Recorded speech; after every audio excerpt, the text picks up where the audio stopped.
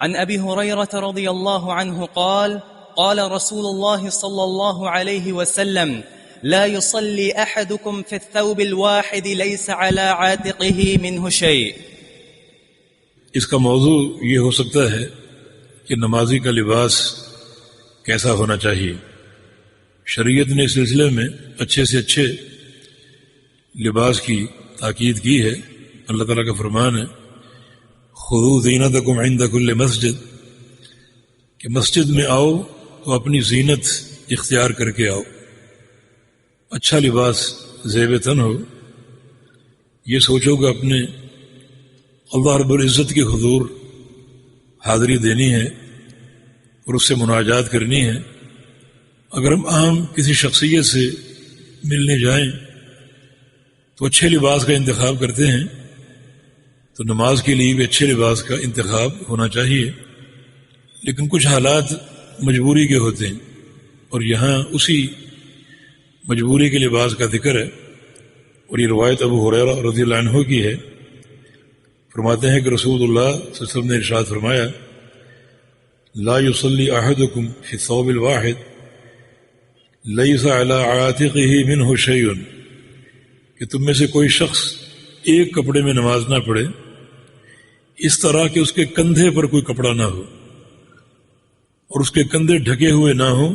اس طرح نماز نہ پڑھو، بلکہ ضروری ہے کہ نماز میں کندھے ڈھکے ہوئے ہوں. یہ کندھے سے مراد کیا ہے؟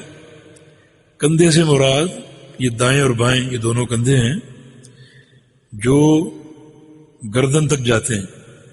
تو یہ جو بازو کا آخری کونا ہے اور گردن، اس کے مابین جو حصہ ہے وہ کندھا عاتق کہلاتا ہے، اور اس کا نماز میں ڈھکا ہوا ہونا ضروری ہے. بعض اوقات ایک انسان کے پاس ایک ہی چادر، تو اس چادر کو اس طرح لپیٹے کہ وہ دونوں کندھوں پر بھی آ جائے اور کندھوں کو ڈھانپ لے. سر کا ڈھانپنا ضروری نہیں، کندھے ڈھانپنا ضروری ہے.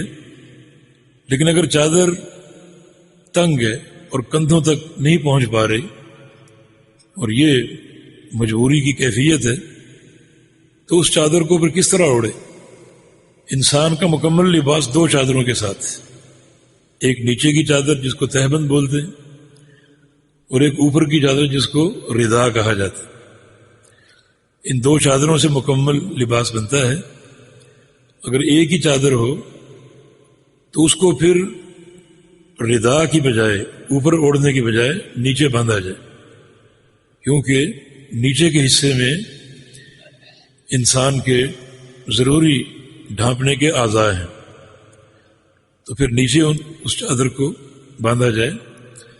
اگر وہ فراخ ہو اور کندھوں تک آ سکے تو کندھوں تک ضرور لاؤ، کیونکہ کندھوں کو ڈھانپنا ضروری. اور اگر وہ تنگ ہو اور کندھوں تک نہ پہنچ سکے تو اس چادر کو ردا کی بجائے بطور تہبند کے استعمال کیا جائے. ایک دو مسئلے اس سے اور جو ہیں وہ متفرع ہوتے ہیں.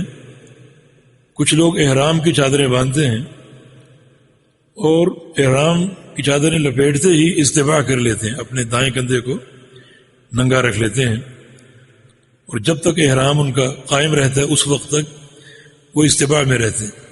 نمازیں بھی اسی طرح چل رہی ہیں، حالانکہ یہ ناجائز ہے. استباح یعنی دائیں کندھے کو کھلا رکھنا صرف طواف قدوم کے موقع پر ہے بس. باقی تمام احوال میں اپنے احرام کی چادر سے اپنے کندھے کو ڈھانپیے، اور خاص طور پہ نماز میں ضروری.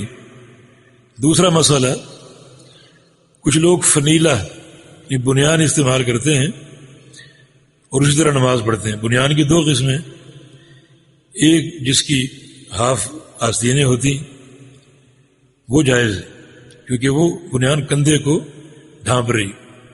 دوسری وہ بنیان جس کی آستینیں نہیں ہوتی بلکہ ایک باریک سی پٹی اوپر ہوتی، اور کچھ لوگ پرواہ نہیں کرتے، اسی بنیان میں نماز ادا کر لیتے ہیں، وہ ناجائز ہے. کندھوں کو ڈھانپنا ضروری ہے. ہاف آستینیں اگر آپ نے بنیان پہن رکھی ہے اس میں نماز ادا ہو سکتی ہے، نبی علیہ السلام کی جو حدیث ہے نہا عن نقض الثياب کہ رسول اللہ صلی اللہ علیہ وسلم نے اپنے آستینوں کو چڑھانے سے منع کیا. ایک انسان اپنے آستینوں کو چڑھا لے اوپر تک اور ان کو فولڈ کر لے، منع کیا اس سے. یہ عام حالات میں بھی ممنوع ہے اور نماز میں خاص طور پہ منع ہے. امام نسائی رحمہ اللہ نے دونوں باب قائم کی کہ نقض الثياب جو ہے یہ نماز کے علاوہ بھی جائز نہیں ہے اور نماز کے اندر بھی جائز نہیں ہے. تو پھر فنیلہ جس کی ہاف آستین ہے اس میں اور اس میں کیا فرق ہے؟ ہاف آستین آپ فولڈ نہیں کر رہے، وہ بنی ہی اتنی ہے، وہ جائز ہے. لیکن اگر آپ کی آستین مکمل ہو اس کو فولڈ کر کے چڑھا لینا یہ ناجائز ہے، عام حالات میں بھی اور نماز میں خاص طور پہ. جی